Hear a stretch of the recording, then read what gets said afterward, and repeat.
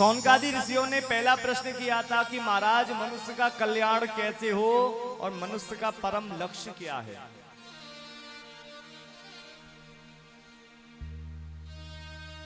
सूत जी महाराज कहते हैं कि हे सौनकादि ऋषियों, तुमने बड़ा सुंदर प्रश्न किया था।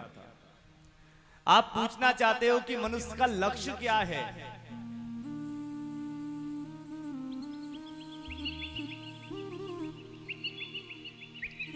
रोटी खाना, घर बनाना, गाड़ी लेना, बच्चे पैदा करना, क्या यही लक्ष्य है या इससे भी आगे कोई लक्ष्य है? तो सूत जी महाराज कहते हैं कि मनुष्य मात्र का लक्ष्य एक ही है। सबई पुंसाम परो धर्मो यदो भक्ति अधोक्षजे अहेतुकी अप्रतिहिता ययात्मा संप्रसीदति। मनुष्य का परम लक्ष्य और समस्त शास्त्रों का सार केवल एक ही है कि हमारी सबई पुंसाम परो धर्मो यतो भक्ति अधोक्षजे। भगवान श्री कृष्ण कन्हैया के चरणों में निष्काम और निष्कपट भक्ति हो जाए।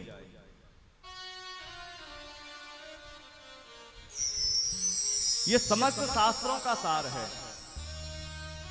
शास्त्रों को पढ़ने के बाद में उनका जो निचोड़ निकलता है वह यही है कि हमें हमारी भगवान के चरणों में प्रीति कैसे हो जाए।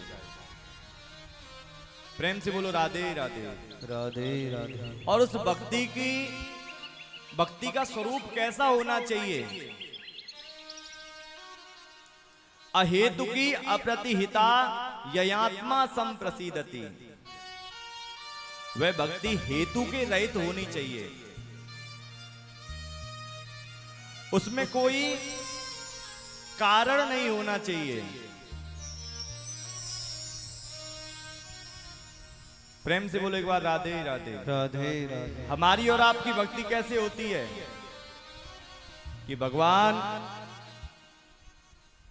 हमारे बच्चे का पेपर पार हो जाए, पेपर क्लियर हो जाए तो 10 किलो लड्डू हम जरूर चढ़ाएंगे और बच्चा फेल लड्डू गायब। तो पहले हम भगवान के लिए 5 का सिक्का जब डालेंगे जब हमारा 50,000 का काम हो रहा होगा। तो हमारी जो भक्ति होती है वो कपट पूर्वक होती है। तो यहां सूत जी महाराज कहते हैं भगवान के चरणों में ऐसी भक्ति होनी चाहिए जिसमें कोई कपट नहीं हो, जिसमें कोई हेतु ना हो। कपट पूर्वक भक्ति किसको कहते हैं कि भाई माता पिता की खूब चरण सेवा हो रही है तेल लगा के, लेकिन वो कब तक हो रही है जब तक चाबी हमारे हाथ में नहीं आई। और चाबी हाथ में आ गई तो पता नहीं माता पिता कौन से कमरे में क्यों है, क्या है, कोई पता नहीं। तो जब तक चाबी आने के लिए ही जो सेवा हो रही है वही कपट पूर्वक भक्ति है। और ऐसी भक्ति कोई काम की नहीं होती जो कपट पूर्वक हो। भक्ति निश्चल होनी चाहिए, उसमें कोई हेतु नहीं होना चाहिए।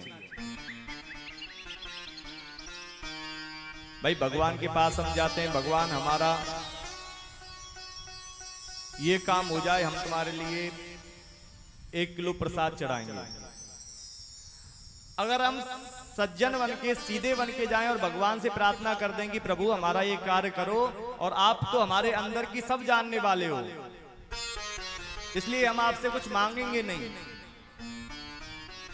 भाई एक बात बताओ, तुम्हारे पास कोई, तुम रास्ते से जिससे अपने काम के लिए जाते हो या फिर रोज निकलते हो, वहां पे एक व्यक्ति रोज खड़ा मिल जाए तुम्हारा कोई नेमी प्रेमी, और वो रोज कहे कि भाई 10 रुपए हैं क्या, 20 रुपए हैं क्या, 100 रुपए हैं तो दे दो,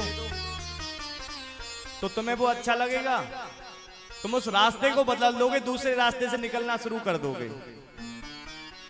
क्योंकि मांगने वाला किसी को अच्छा नहीं लगता। तो मांगने वाला जब तुम्हें ही अच्छा नहीं लगता तो तुम भगवान के पास जाकर के क्यों मांगते हो? भगवान तुम्हारे हृदय की नहीं जानते?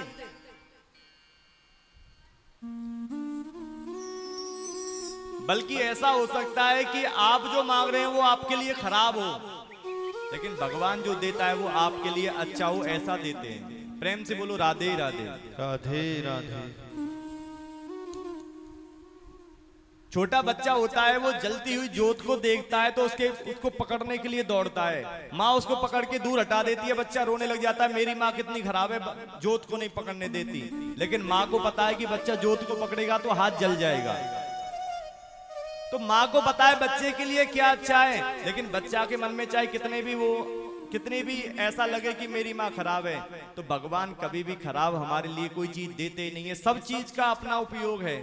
सब चीज भगवान ने जो हमारे लिए दी है वो सब उपकारी है, सब हमारे हितकारी है। लेकिन महाराज आज बड़ी विडंबना है, लोग भगवान की कृतियों में भी दोष निकाल देते हैं। प्रेम से बोलो एक बार राधे राधे। राधे राधे। एक बार की बात है, दो मित्र थे। अब दो मित्र थे, वो थोड़े ज्यादा होशियार थे। एक तो नॉर्मल जैसे हम और आप हैं सब, उनसे भी ज्यादा होशियार थे। तो एक मित्र बोला कि भाई भगवान ने संसार बनाने में बहुत गलतियां की हैं, चलो क्यों ना हम गलतियों को नोट कर लेते हैं, जिससे कभी कोई बात आएगी तो हम बता तो देंगे भगवान कितनी गलती करते हैं। अब तो जो उन दोनों में भी थोड़ा ज्यादा होशियार था, उसने कहा कि भाई तू ये पेन कॉपी पकड़, मैं देखता जाऊंगा, मैं तुझे बताऊंगा, तू नोट करते जाना भगवान की गलतियों को। अब दोनों गलती ढूंढने चल दिए। चलते चलते चलते चलते महाराज दोपहर हो गई। दोपहर हो गई, वो एक गांव के पास से जा रहे थे, तो उन्होंने देखा जो पहले घर होते थे तो उनमें फूस की जो छावन छवि होती थी, फूस की छत होती थी, तो उस छत पर जो काशी फल है उसकी बेल लगी हुई थी, उस पर बड़े बड़े काशी फल लगे हुए थे। पहला मित्र बोला नोट करो पहली गलती भगवान की, कि भगवान ने इतने बड़े बड़े ये जो सब्जी के फल हैं, इतने बड़े बड़े फल हैं, और इनके लिए जो पेड़ बनाया है वो इतना लचीला, इतना छोटा सा बनाया है, इसके लिए कोई बड़ा भारी पेड़ होना चाहिए था इतना बड़ा फल लटकाने के लिए। नोट करो तुरंत। उसने तुरंत नोट कर लिया। भाई बिल्कुल सही कह रहे हो, तुमने बहुत अच्छी गलती पकड़ी है, चलो आगे चलो, अभी तो देखो देखो हम कितनी गलती पकड़ते हैं। अब चलते चलते चलते चलते थोड़ी दूर आगे चले तो एक बगीचे में गए, वहां एक बड़ा भारी आम का पेड़। ओहो इतना बड़ा पेड़, चलो हम सुबह से ही गलती निकाल रहे हैं, गलती तो एक ही मिली है, रोज का काम है हमारा, रोज किया करेंगे, अब चलो आराम कर लेते हैं। आराम करने के लिए जैसे ही बैठने लगे तो ऊपर नजर गई तो वहां पर कच्चे कच्चे आम लगे हुए थे।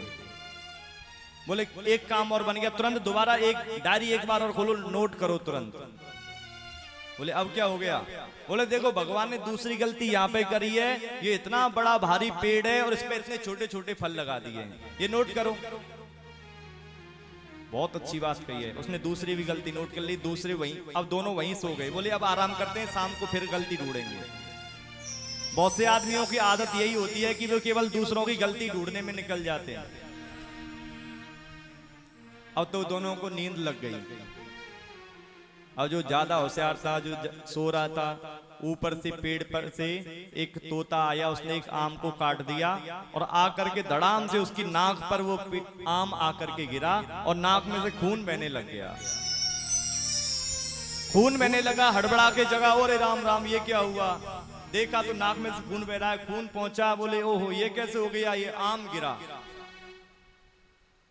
तुरंत दूसरे मित्र से कहता रे राम राम तू भाई दोनों गलती फटाफट काट। बोले क्या हो गया? बोले काट पहले तू, जब बताऊंगा। बोले भगवान की रचना बड़ी सुंदर है, अगर भगवान की रचना इस पेड़ पर अगर बड़ा वाला वो फल होता तो आज मैं लिखने लायक भी या सोचने लायक भी नहीं रहता। इसलिए भगवान ने जो जहां पर जिस तरह की चीज स्थापित की है वो सब भगवान ने अपनी सोच के अनुसार की है, सब हमारे लिए हितकारी है। हम चाहे उनमें कितने भी गलती निकालें, भगवान जो हमारे लिए देते हैं वो सब हमारे अच्छे के लिए ही देते हैं। इसलिए हमें भगवान से नहीं मांगना है, भगवान को ही मांग लेना है। और जब हम भगवान को मांग लेंगे तो भगवान हमारे हृदय की क्या नहीं जानते, वो सब कुछ प्रदान करने वाले हैं। प्रेम से बोलिए श्रीमद् भागवत महापुराण। पुराण की हो राम को मा